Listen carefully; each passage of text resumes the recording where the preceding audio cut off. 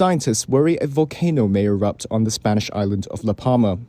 In recent days, nearly 400 million cubic feet of magma have seeped into the Cumbre Vieja National Park south of the island.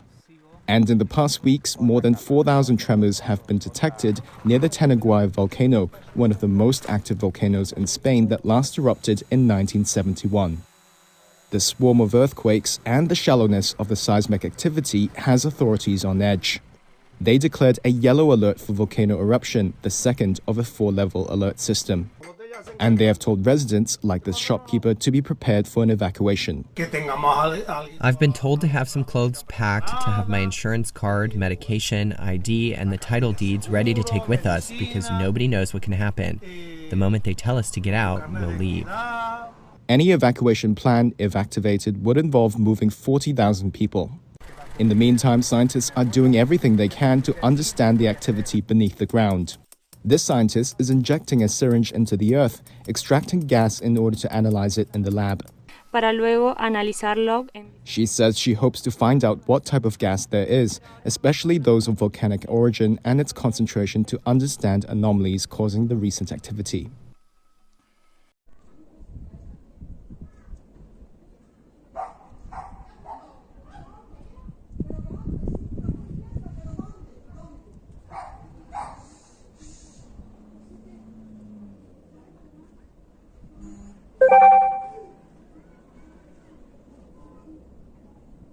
Y fuerzas de seguridad, imagino que dando algún tipo de indicación, de aviso a los vecinos que seguramente aquí en este entorno de Las Manchas y de Gedei habrán escuchado y habrán visto, porque seguramente es visible a kilómetros de distancia, esta imagen espectacular, este volcán de La Palma que después de 8 días de enjambre sísmico, más de 25.000 fotos ya ha explotado.